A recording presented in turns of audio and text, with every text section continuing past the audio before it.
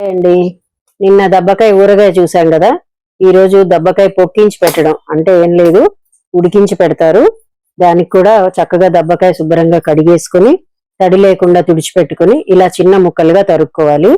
ఇలా నిలువు ముక్కలు తరిగితే విత్తనాలు తీయడం సులభంగా అవుతుంది. ముందు అలా తరుక్కుని తర్వాత ఈ సన్న ముక్కలు తరిగి పెట్టుకోవాలి. తర్వాత ప్రాసెస్ లోకి వెళ్దాం. స్టవ్ వెలిగించి నువ్వుపప్పు నూనె వేసి కొంచెం ఇంగువ పొంగించుకోవడం అంటారు, దీనిలో ఇంగువ వేసేసి మనం తరిగి పెట్టుకున్న ముక్కలు వేసి మగ్గించుకుందాం. దీనిలోనే ఉప్పు పసుపు వేసి మగ్గించుకుంటే తొందరగా మగ్గుతాయి. ఉప్పు పసుపు వేస్తున్నాను.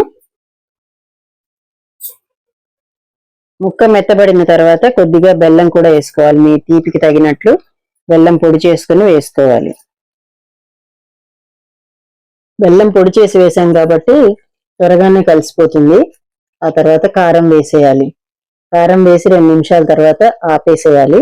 చల్లారిన తర్వాత మనం వేయించి చల్లార్చి పొడి కొట్టుకున్న ఆవపిండి మెంతి పిండి వేసుకోవాలి.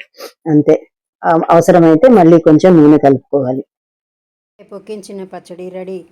అందరికీ, ఫ్రెండ్స్కి, దూరంగా ఉన్న పిల్లలకి, ఫ్యామిలీ మెంబర్స్కి సర్దేసరికి ఫైనల్గా ఇంట్లో మిగిలింది ఇది. కొంచెం తీయగా పుల్ల పుల్లగా చేదుగా నచ్చే వాళ్ళకి ఇడ్లీలు దోశలు అన్నం అన్నిట్లోకి సూపర్గా ఉంటుంది.